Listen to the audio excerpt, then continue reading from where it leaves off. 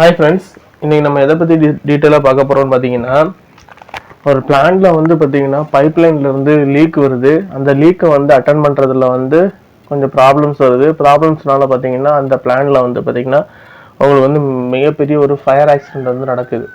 அப்போ அதை பற்றி தான் நம்ம டீட்டெயிலாக இந்த வீடியோவில் பார்க்க போகிறோம். வீடியோக்குள்ளே போகிறதுக்கு முன்னாடி நம்ம சேனல் நீங்கள் சப்ஸ்கிரைப் பண்ணாமல் இருந்தீங்கன்னா சப்ஸ்கிரைப் பண்ணுங்கள். பக்கத்தில் பெல் ஐக்கானை கிளிக் பண்ணி ஆளுங்கிற நோட்டிஃபிகேஷன் கிளிக் பண்ணுங்கள். அப்போ தான் நான் போடக்கூடிய வீடியோட நோட்டிஃபிகேஷன்ஸ் உங்களுக்கு உடனுக்குடன் கிடைக்கும். வாங்க நம்ம வீடியோக்குள்ளே போகலாம். இப்போது நம்மளுடைய ஆயில் அண்ட் கேஸ் ரிஃபைனரி செக்ஷனில் வந்து பார்த்தீங்கன்னா உங்களுக்கு வந்து க்ரூட் ஆயில் வந்து மெயினாக வந்து எங்கே வரும்னு பார்த்தீங்கன்னா உங்களுக்கு வந்து க்ரூட் ஆயில் பிஃபோர் கிளீனிங் எல்லாம் முடிஞ்சதுக்கப்புறம் உங்களுக்கு வந்து சிடியூ அண்ட் விடியூ பிளான்ட்டுக்கு வரும். அதாவது க்ரூட் டிஸ்டிலேஷன் யூனிட் அப்படி இல்லைன்னா வேக்கம் டிஸ்டிலேஷன் யூனிட்னு சொல்லுவோம். இதில் தான் வரும். இந்த க்ரூட் டிஸ்டிலேஷன் யூனிட்டில் வந்து பார்த்தீங்கன்னா ஃபஸ்ட்டு வந்து ப்ரீ ஹீட்டிங் பண்ணுவோம். ப்ரீ ஹீட்டிங் பண்ணி அதை வந்து ப்ராசஸிங் பண்ணதுக்கப்புறம் வந்து பார்த்தீங்கன்னா நம்ம வந்து டிஸ்டிலேஷன் காலத்துக்குள்ளே ஏற்றுவோம். இந்த டிஸ்டிலேஷன் காலத்தில் வந்து நம்மளுக்கு வந்து என்னென்ன ப்ராடக்ட்ஸ் வந்து கிடைக்கும்னு பார்த்தீங்கன்னா ஜெட் ஃபியூவல் கிடைக்கும். அதுக்கப்புறம் வந்து பார்த்தீங்கன்னா உங்களுக்கு டீசல் கிடைக்கும்.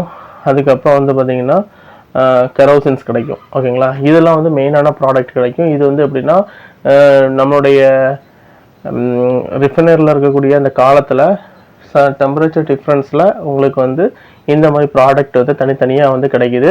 இந்த ப்ராடக்ட் வந்து பார்த்திங்கன்னா செப்பரேட்டாக வந்து நம்ம பைப்லைன் போட்டு நம்ம வந்து ஒவ்வொரு யூனிட்டுக்கும் அனுப்புவோம்.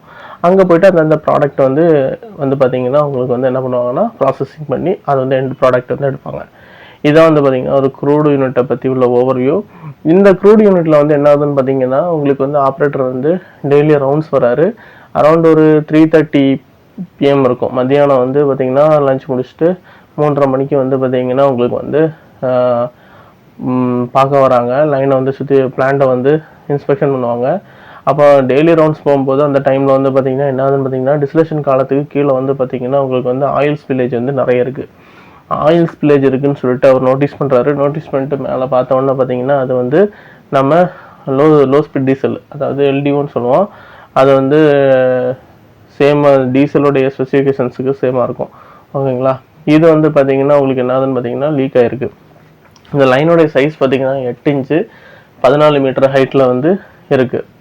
ஓகேங்களா, இது வந்து பார்த்திங்கன்னா இந்த இடத்துல இருந்து பார்த்திங்கன்னா உங்களுக்கு வந்து லீக் வந்து ட்ராப்பாக வந்து அந்த இடம் ஃபுல்லாகவே ஸ்ப்ரெட் ஆகிருக்கு.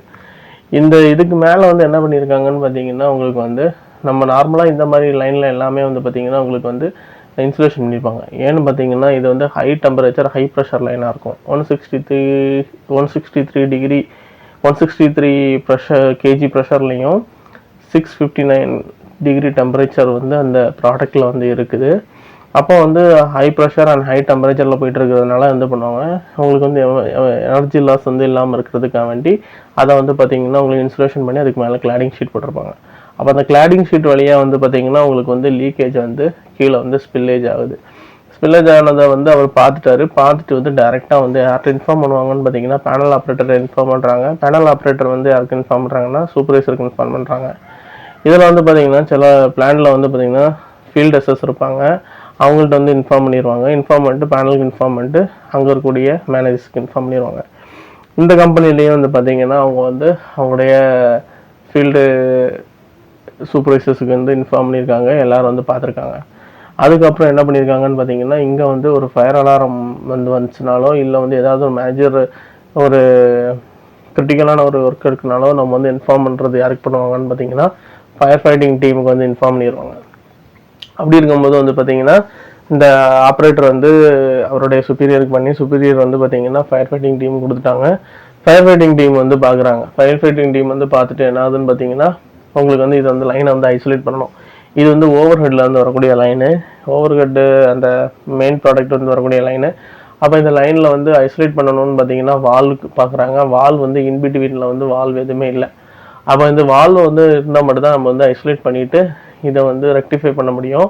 அப்படி இல்லாத பட்சத்தில் நம்மளுக்கு வந்து ஒன்றும் பண்ண முடியாது. அப்போ என்ன பண்ணலான்னு சொல்லி டிசைட் பண்ணும்போது வந்து பார்த்திங்கன்னா பிளான்ட்டை வந்து எமர்ஜென்சி ஷட் டவுன் கொண்டு வந்துடலாம். ஷட் டவுன் கொண்டு வந்ததுக்கு அப்புறம் தான் நம்ம வந்து ஒர்க்கை வந்து ஸ்டார்ட் பண்ண முடியும்னு சொல்லிட்டு இன்ஃபார்ம் பண்ணிட்டாங்க. அப்போ அதுக்கப்புறம் வந்து மேனேஜர்ஸ் லெவலில் வந்து எல்லாமே மீட்டிங் நடக்குது. மீட்டிங் நடந்துட்டு வந்து பார்த்திங்கன்னா அரௌண்ட் ஒரு 19 பேர் வந்து அந்த ஃபீல்டில் வந்து பார்த்திங்கன்னா நிற்கிறாங்க. நின்று வந்து டிஸ்கஷன் பண்ணிவிட்டு என்ன சொல்கிறாங்கன்னு பார்த்தீங்கன்னா பிளான்ட் வந்து இப்போதைக்கு ஷட் பண்ண வேண்டாம். நம்ம வந்து இன்சுலேஷன் வந்து ரிமூவ் பண்ணி பார்க்கலாம். இன்சுலேஷன் ரிமூவ் பண்ணி பார்த்துட்டு அது வந்து எந்த மாதிரி லீக்காக இருக்குன்னு சொல்லி பார்க்கலாம். லீக் வந்து பார்த்தீங்கன்னா உங்களுக்கு வந்து பின்ஹோல் லீக்காக இருந்துச்சுன்னா நம்ம வந்து கிளாம்ப் போடலாம். அதுக்கப்புறம் வந்து பார்த்தீங்கன்னா ப்ரொடக்ஷன் வந்து கிராஜுவலாக வந்து கம்மி பண்ணிவிட்டு நம்ம வந்து மெயின்டெனன்ஸ் எடுத்துக்கலாம்னு சொல்கிறாங்க. இதில் வந்து பார்த்தீங்கன்னா சரின்னு சொல்லிட்டு இதை வந்து அந்த டீம் வந்து அக்ரி பண்ணிவிட்டு நேராக வந்து பார்த்தீங்கன்னா ஃபயர் ஃபைட்டிங் டீமில் உள்ளவங்க வந்து பார்த்தீங்கன்னா அந்த கிளாடிங் ஷீட்டை வந்து ரிமூவ் பண்ணுறதுக்காக வேண்டி அதுக்குள்ள ஹூக்கை போட்டு இழுக்கிறாங்க கீழே நின்று. ஏன்னா 14 அடி ஹைட்டில் இருக்குது, ஓகேங்களா. அப்படி இருக்கு 14 மீட்டர் ஹைட்டில் இருக்கும்போது ஹூக்கு பெரிய கம்பி வச்சு இப்படி இழுத்துட்டு இருக்காங்க. அது வந்து பார்த்தீங்கன்னா உங்களுக்கு வந்து ஓப்பன் ஆகலை. அப்புறம் என்ன பண்ணுறாங்கன்னா அந்த ஸ்பில்லேஜ் கீழேயே வந்து பார்த்தீங்கன்னா சடனாக வந்து ஸ்கஃபோல்டிங் ரெடி பண்ண சொல்லி ஸ்கஃபோல்டிங் ரெடி பண்ணுறாங்க. அதுக்கு மேலே 2 ஃபயர் ஃபைட்டர் வந்து மேலே போயிட்டு கிளாடிங் ஷீட்டை வந்து ரிமூவ் பண்ணிட்டாங்க. கிளாடிங் ஷீட்டரை வந்து ரிமூவ் பண்ண உடனே என்ன ஆகுதுன்னு பார்த்தீங்கன்னா இன்சுலேஷன் வந்து பார்த்தீங்கன்னா செராவில் வச்சுருப்பாங்க, அப்படி இல்லைன்னா செராவில் வச்சுருக்காங்க. அதை வந்து ரிமூவ் பண்ணக்கூடிய டைமில் என்ன ஆகுதுன்னு பார்த்தீங்கன்னா உங்களுக்கு வந்து க்ளவுட் வந்து ஃபார்ம் ஆகுது. அதாவது ஹைட்ரோ கார்பன் க்ளவுட் வந்து ஃபார்ம் ஆகுது. இதில் என்ன ஆகுதுன்னு பார்த்தீங்கன்னா அந்த லீக் வந்து பார்த்தீங்கன்னா உங்களுக்கு வந்து சின்ன பின்ஹோல் லீக்காக இருந்தது தான் இவங்க வந்து பண்ணி இழுத்தாங்கல்ல, அதுலேயும் ப்ளஸ் வந்து பார்த்தீங்கன்னா இந்த இன்சுலேஷன் ரிமூவ் பண்ணும்போது அது ஹை ப்ரெஷரில் வெளியேற ஆரம்பிக்குது. இது வந்து ஹை ப்ரெஷரில் வந்து வெளியே வரதுனால என்ன ஆகும்னு பார்த்தீங்கன்னா உள்ளே இருக்கக்கூடிய hydro carbon plus vapour molecules வந்து பார்த்தீங்கன்னா ஒரு க்ளவுட் மாதிரி ஃபார்ம் ஆகுது. இந்த க்ளவுட் ஃபார்ம் ஆகுதுனால என்ன ஆகுதுன்னு பார்த்தீங்கன்னா அந்த 2 பேரால் அங்கே நின்று எந்த இடத்துல வந்து கரெக்டாக லொக்கேட் ஆகிருக்குது லீக்கு, எவ்வளவு தூரத்துக்கு உங்களுக்கு வந்து டேமேஜ் ஆகிருக்கு பைப்லைன்னு சொல்லி பார்க்க முடியல. அவங்களும் சடனாக கீழே இறங்குறாங்க. இதனால் என்ன ஆகுதுன்னு பார்த்தீங்கன்னா சடனாக வந்து பக்கத்தில் வந்து இருக்கக்கூடிய லைனில் இருக்கக்கூடிய ஹீட்டுனால இந்த வேப்பர் கண்ட் வந்து ஃபயர் ஆகுது. இப்போ ஃபயர் ஆனோன்னா என்ன பண்ணுறாங்கன்னா கீழே வந்து 2 ஃபயர் ஃபைட்டிங் டீம் வந்து பார்த்தீங்கன்னா ஃபயர் ஹவுஸ் ஆன் பண்ணி உங்களுக்கு வந்து தீயை வந்து கண்ட்ரோலில் கொண்டு வராங்க. கண்ட்ரோலில் கொண்டு வந்துட்டு பார்த்தீங்கன்னா உங்களுக்கு வந்து தீ அணைஞ்சிருது. ஆனாலும் பார்த்தீங்கன்னா உங்களுக்கு வந்து அந்த இருக்கக்கூடிய இன்சுலேஷன்ஸில் வந்து பார்த்தீங்கன்னா உங்களுக்கு அதில் வந்து ஃபோம்ஸ் வந்து வந்துகிட்டே இருக்குது, ப்ளஸ் ஸ்மோக்கும் வந்துகிட்டே இருக்குது. அப்போ என்ன பண்ணுறாங்கன்னு பார்த்தீங்கன்னா இந்த ஃபயர் ஹைட்ரன்ட் ஹவுஸில் இருக்கக்கூடிய ஹை ப்ரெஷர் வாட்டரை வச்சு அந்த இன்சுலேஷன் வந்து ரிமூவ் பண்ணலான்னு சொல்லிட்டு அந்த ஹை ப்ரெஷர் வாட்டரை வந்து அதுக்கு மேலே அடித்து அந்த இன்சுலேஷன் வந்து ரிமூவ் பண்ணுறாங்க. இன்சுலேஷனை வந்து ரிமூவ் பண்ணிட்டு இருக்கும்போது என்ன ஆகுதுன்னு பார்த்தீங்கன்னா உங்களுக்கு அந்த இது இருக்குது பார்த்தீங்கன்னா லீக் வந்து பார்த்தீங்கன்னா அதிகமாகுது. அந்த அதாவது அந்த கரோஷனாக இருக்கக்கூடிய பாயிண்ட் வந்து பார்த்தீங்கன்னா ரொம்ப அதிகமாகி உங்களுக்கு வந்து லீக் வந்து டெவலப் ஆகிடுச்சு. டெவலப் ஆனோன்னா என்ன ஆச்சு பார்த்தீங்கன்னா ஹெவியாக வந்து லீக் வந்து கீழே ஃபால் இதாகுது. அப்போ அந்த ஏரியாவே பார்த்தீங்கன்னா சரௌண்டிங் ஃபுல்லாகவே வந்து பார்த்தீங்கன்னா உங்களுக்கு வந்து க்ளவுட் ஃபார்மேஷன் ஆகி உங்களுக்கு வந்து இதாகிடுச்சு. அப்போ என்ன பண்ணுறாங்கன்னு பார்த்தீங்கன்னா இது வந்து 3:30 மணிக்கு அவர் நோட்டீஸ் பண்ணார். இது எல்லாமே பார்த்தீங்கன்னா உங்களுக்கு வந்து 6:30 மணிக்கு நடக்குது.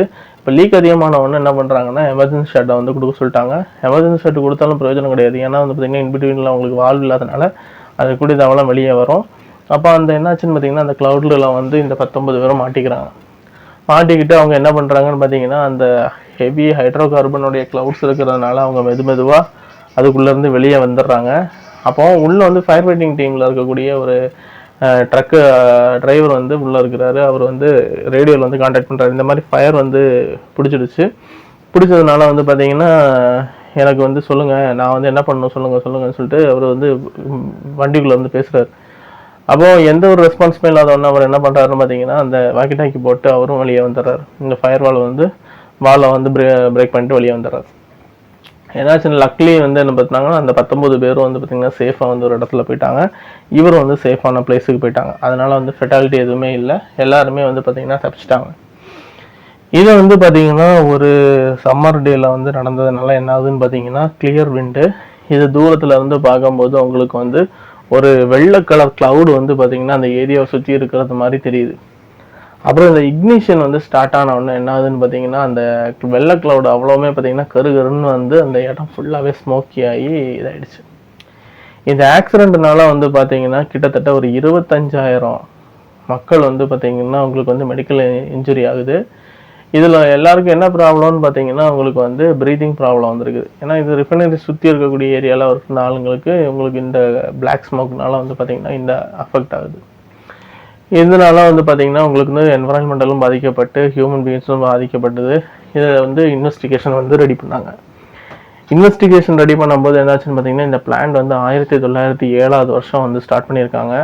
அதில் வந்து பார்த்திங்கன்னா பிளான்ட் வந்து போட்டுகிட்டே இருந்திருக்காங்க. இதில் வந்து இந்த பர்டிகுலர் இந்த ஏரியாவில் இருக்கக்கூடிய பைப் வந்து பார்த்திங்கன்னா உங்களுக்கு வந்து 4 கட் பைப்புன்னு சொல்லுவோம். அந்த இது வந்து சிஎஸ்ல வந்து போட்டிருக்காங்க, கார்பன் ஸ்டீலில் வந்து போட்டிருக்காங்க. அதனால் திக்னஸ் வந்து பார்த்திங்கன்னா ஹை திக்னஸில் இருந்திருக்குது.